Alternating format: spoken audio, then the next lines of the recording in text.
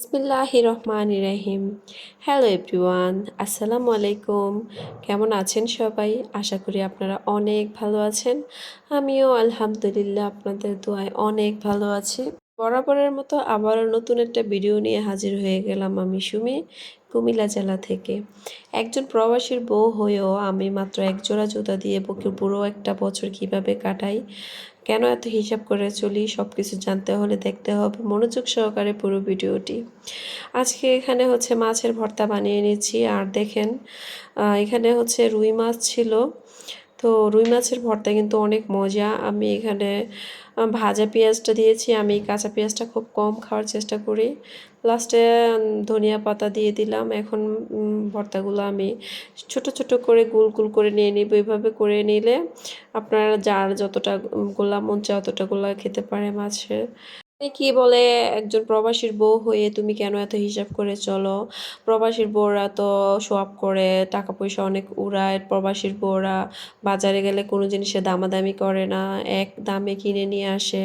তাহলে তুমি কেন এত কিপটামি করো?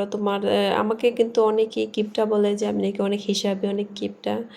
তো আসলে মানুষের কথায় আমার কোনো যায় আসে না। কারণ হচ্ছে আমি যদি কিপটামি করে হিসাব করে চলে আমার হাজব্যান্ডের 2টা টাকা আমি সঞ্চয় করতে পারি, সেটা আমারই থাকবে।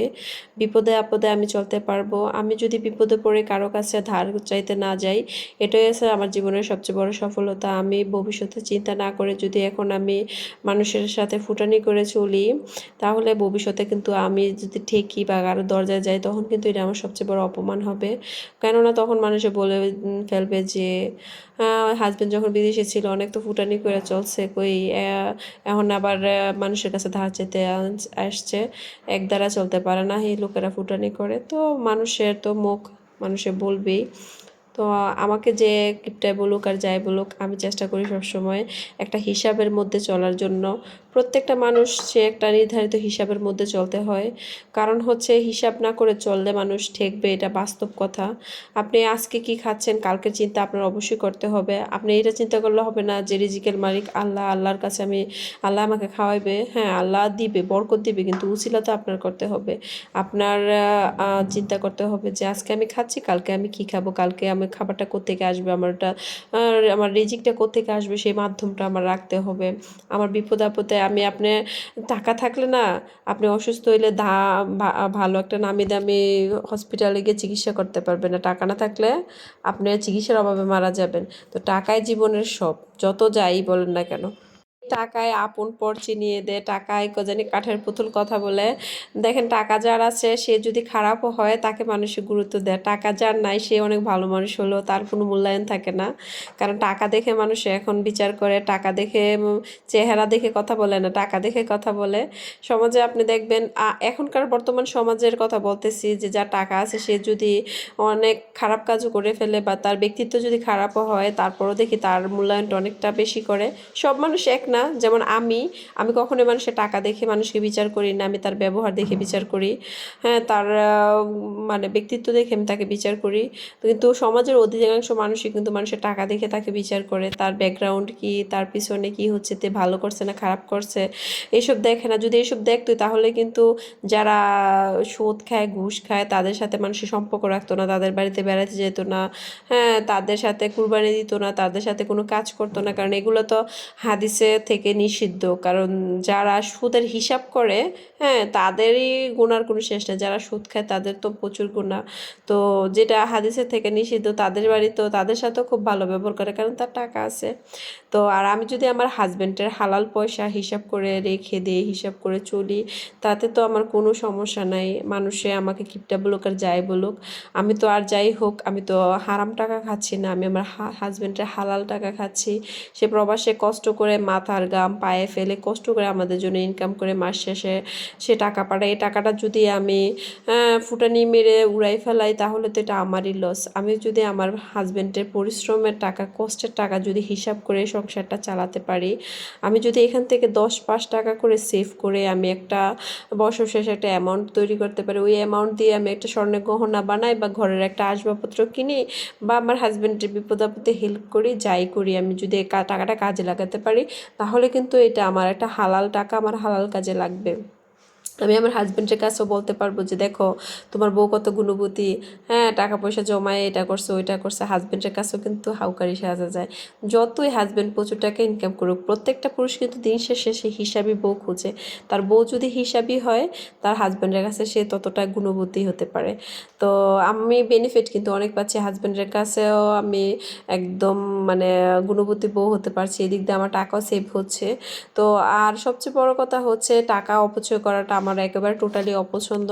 একটা লোক ব্যবসা করতে বসছে, হ্যাঁ সে তার মতো সে দাম চাইবেই। আমি তো তাকে যে সে যা দাম চাইছে তাই আমি দিয়ে আসবো ফুটানি দেখানোর জন্য। সে আমাকে দুইটা মিষ্টি মিষ্টি কথা বলবে মার্কেটে, বললে যে আপা আসেন বসেন, হ্যাঁ আপনার জন্য কি সার্ভিস দিতে পারি, এরকম দুইটা মিষ্টি মিষ্টি কথা বলবে। কিন্তু দেখবেন যেই আপনি তার দাম থেকে সঠিক দামটা বলবেন, তার মুখটা কালো হয়ে যাবে, তখন আর সে মিষ্টি কথা বলবে না, তখন সে কী করবে, ব্যামোজা কথা বলবে। কিছুদিন আগে হচ্ছে আমি আসতেছি, এক মহিলা দেখি ঝগড়া করতেছে, তারপরে ওইদিকে আমি একটু তাকালাম। তাকানোর পরে এই মহিলা জিজ্ঞাসা করছে আর কি, যে করছে এই ফলটার দাম কত। ফলের দোকানে ভ্যান গাড়িতে যে ফলগুলা নিয়ে রাখে ওনাদেরকে আর কি। পরে উনি কি বলল, যে করছে এই ফলটা হচ্ছে মানে ওই 120 টাকা দাম চাইছে। তো মূলত ওইটার কেজি হচ্ছে 60 থেকে 70 টাকা করে। অ্যান্ড মহিলা আপনার 50 টাকা বলছে, যে 50 টাকা দিবে, মানে 50 টাকা কেজি রাখা যায় কিনা। ওই মহিলারা নাকি হঠাৎ করে ওই লোক উইটা বললো কি, জীবনে খাইছেননি। তাহলে মানে কাস্টমার সে 1 টাকাও দাম বলতে পারে, 5 টাকাও দাম বলতে পারে। ওনার সাথে তো উনি এভাবে কথা বলতে পারে না যে জীবনে খাইছেননি। যদি কাস্টমার কিনা নাই খায়, তাহলে তোরা বেসস কই। তো ওই মহিলা খুব রাগী ছিল, এটা নিয়ে একদম রাগারাগি ঝগড়া শুরু করছে, যে আপনি আমার সাথে এইভাবে কথা বলবেন কেন, আমি জীবনে খাইছি কিনা বা কিনেন দেন, আমি না খাইলে আপনি এটি বেচেন কই, আমি 1 টাকা মন দলে দাম কমু, আপনি আমার সাথে রাবিশ ব্যবহার করবেন কেন। তো যাই হোক, দোকানদাররা হোক বা বাজারে হোক, এটা একদম এখন ট্রেন্ডিং হয়ে গেছে, যে যেই দামটা চাইবে একটু যদি মূলামূলি করতে যায়, তখন কাস্টমারের সাথে খুব খারাপ বিহেভ করে। হ্যাঁ আপনারা এটা কিনতে পারতেন না, এই না হে না, মানে অনেক ইয়া করে। তো আমি আসলে তারপরেও চেষ্টা করি যে আমি সব জিনিস দামাদামি করে কেনার জন্য, কারণ দোকানদার আমার সাথে মুখ কালা করবে, এটা তো আমার কোনো যায় আসবে না। সে আমার সাথে খুশি মনে কথা বললেও আমার 2 টাকা লাভ হয়ে যাবে না। আমার লাভ তখনই হবে যখন আমি একটা জিনিস দামাদামি করে সঠিক দাম দিয়ে কিনতে পারবো। তো যেই দোকানদাররা মুখ কালা করবে বা মানে কাস্টমারের সাথে খারাপ বিহেভ করবে, তাদেরকে অ্যাভয়েড করে অন্য দোকান থেকে আমি কেনার চেষ্টা করি, তারপর আমি দামাদামি করে কিনি। আর একজোড়া জুতা দিয়ে কিভাবে আমি 1 বছর চালাই, সেটা আপনাদের সাথে শেয়ার করি। অনেকেই আমার এই কথাটা শুনে অবাক হয়ে যাবেন যে এই বর্তমান যুগে এসে 1 বছর জুতা দিয়ে কিভাবে মানুষ 1 বছর চলতে পারে। কিন্তু ট্রাস্ট মি, আমি কিন্তু এটা পারি। আমি এক রোজার ঈদে যদি একজোড়া হিল কিনি, আমি পরের ঈদ পর্যন্ত ওইটা দিয়েই চলি। কেননা আমি নর্মালি প্যারাগন যে জুতাগুলো আছে, এগুলো আমি ইউজ করি, হ্যাঁ 350 টাকা করে। তো এগুলা প্যারাগন জুতা কিন্তু টেকসই ভালো। তো হচ্ছে এই প্যারাগন জুতা আমার 3-4 মাস 5 মাস চলে যায়। তো আমি নর্মালি কিন্তু বাহিরে বাজার করতে গেলে প্যারাগন, তারপরে হচ্ছে গিয়ে বাসায়ও মানে নর্মালি এগুলো আমি ইউজ করি। আর ওই এক জোড়া হিল জুতা যে বছর একবার ঈদের সময় কিনি, ওইটা দিয়েই কিন্তু আমি বেড়াতে গেলে বা দেশের বাড়িতে গেলে বা কোথাও গেলে ওইটাই আমি ইউজ করি, কেননা ওইটা আমার তেমন বেশি ইউজ হয় না, আর এই জন্য নষ্টও হয় না। আর আমি মানে বাসায় জিনিস রেখে আমি আবার কিনে এনে এখানে কারি দেওয়ার তো কোনো মানে হয় না। তো যেহেতু নষ্ট হয় না, ওইটা আমি ইউজ করতে পারি। আর পায়ের দিকে কয়জনে তাকায় থাকে বলেন, আমি বোখরা বোখরা পরে যাই, বোখরার নিচে আমি কি জুতা পরছি সচরাচর কিন্তু দেখা যায় না। আর আমি এমনিতে একটু লং বোখরা পরি, একদম মাটিতে লেগে যাওয়ার মতো। তো সেই জন্য আমার এক জোড়া জুতা দিয়ে আমার বছর চলে যায়। এক জোড়া হিল কিনলে এনাফ, আমার পুরো 1 বছর আমি চলতে পারি। তো অনেকে শুনে হাসবেন যে আমাদের তো বছরে 4-5 জোড়া জুতা লাগে। যাদের লাগে তাদের লাগে, আমার লাগে না। আমার অত মানে জুতা হয়েছে পায়ে থাকে, আমার এত জুতা থুইয়া জুতা কিনতে হবে এরকম না। আমি আসলে একটু হিসাব করে চলার চেষ্টা করি, অনেক হিসাব করে চলি। হিসাব করে চলি বিদায় আলহামদুলিল্লাহ আমার হাজব্যান্ড আমাকে যেতটুকু টাকা দেয়, আমি ওই টাকা দিয়ে শহর বাড়িতে অনেক সুন্দর করে চলতেছি, একদম 10 টাকা ঋণ ছাড়া। হ্যাঁ মানুষ কিন্তু ঋণ করে ফেলে। হাজবেন্ড টাকা দেওয়ার পরেও দোকানদারেরা টাকা পায়, সবজিওয়ালারা টাকা পায়, মুদিওয়ালারা টাকা পায়, কাপড় দোকানে টাকা পায়। আল্লাহর রহমতে কেউ বলতে পারবে না যে আমার কাছ থেকে 10টা টাকা পায়, বা কোনো আত্মীয়-স্বজনও বলতে পারবে না যে আমার কাছ থেকে 10টা টাকা পায়, বা আমি কারো কাছে কোনোদিন ধার চাইছি। আমার খুব লজ্জা লাগে যে আমি কারো কাছে টাকা চাইবো। আমি চেষ্টা করি আমার মাসের টাকাটাকে আমি হিসাব করে চলে একটা নির্ধারিত একটা রুটিন করতে, বা নির্ধারিত একটা লিস্ট করতে, যে হ্যাঁ আমার এই লিস্ট অনুযায়ী ওইতে 10 টাকা এদিক না হয় ওইদিক। আমি আমার প্রত্যেকটা মাসের শুরুতে টাকাটা আসার পরে আমি একটা লিস্ট করে নিই।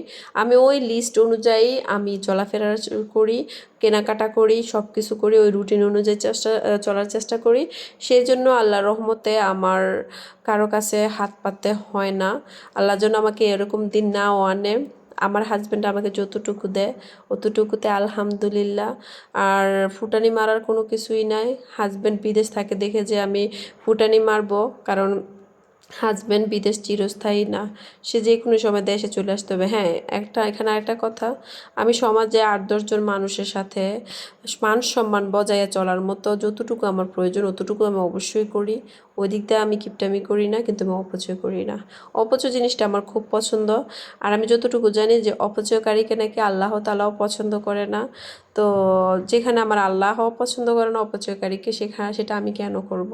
আমি তো একজন মুসলিম ঘরের মেয়ে। আমার তো উচিত যে ছোট ছোট আমলগুলাকে আমি ইগনোর না করা, আর ছোট ছোট পাপগুলাকে আমি আগলায় না রাখা। কারণ ছোট ছোট পাপগুলো করতে করতে মানুষ একদিন বড় পাপ করে, আর ছোট ছোট আমল করতে করতে মানুষ একদিন বড় আমল তার তৈরি হয়। তো এই জিনিসটা আমি বিশ্বাস করি, সেই জন্য আমি চেষ্টা করি যে ছোট ছোট আমলগুলা করার জন্য, আর ছোট ছোট পাপ ছোট ছোট গুনাহগুলা থেকে আমি দূরে থাকার জন্য। তো জানি না আল্লাহ আমাকে কতটুকু হেদায়েত করতে পেরেছে, বা আমি কতটুকু হেদায়েত হয়েছি। চেষ্টা করতেছি দিনের দিন দিনের পথে আসার জন্য, আল্লাহ যেভাবে নির্দেশ করেছে ওইভাবে চলার জন্য। আপনারা সবাই আমার জন্য দোয়া করবেন, আমার ছেলে মেয়ের জন্য দোয়া করবেন, আমার হাজব্যান্ডের জন্য দোয়া করবেন। আমি যেন আমার বাকি জীবনটা যেন সুখে শান্তিতে সংসার করতে পারি, আর আল্লাহ তাআলা যেন আমাদেরকে সুস্থ রাখে। তো কথা বলতে বলতে ভিডিওর একেবারে শেষ প্রান্তে চলে এসেছি। আমার প্রতিদিনের লাইফস্টাইল ভিডিও আপনাদের অনেকেরই ভালো লাগে, অনেকেই অনেক সুন্দর সুন্দর কমেন্ট করেন যে আপু আপনার ভিডিও দেখে আমরা অনেক কিছু শিখেছি, অনেক কিছু জেনেছি। আর এর আগের একটা ভিডিওতে এক আপু আমাকে কমেন্ট করেছে যে গ্লাভস পরেন নাই, ভালো কথা, এত ছাই দিয়ে কি মাছ কাটে নাকি? আপু আমরা গ্রামের মেয়ে, আমি শহরে থেকে আজকে 4-5 বছর হয়েছে। তো ছোট থেকে আমরা যখন মাছ কাটা শিখেছি দাদি নানিদের কাছ থেকে, তখন থেকে আমরা ছাই দিয়ে মাছ কেটেছি।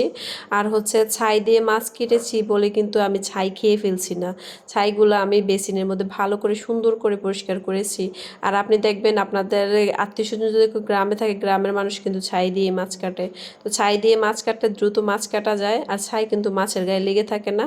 আর দ্বিতীয় কথা হচ্ছে, আমি কোনো সেলিব্রিটি না যে আমি হাতে গ্লাভস পরে মাছ কাটবো। কারণ হচ্ছে আমার কর্মের হাত, আমি একা হাতে আমার 2টা সন্তান মানুষ করি, আমার সংসারে সব কাজ করি, আমি কোনো হেল্পিং হ্যান্ড দিয়ে কাজ করি না।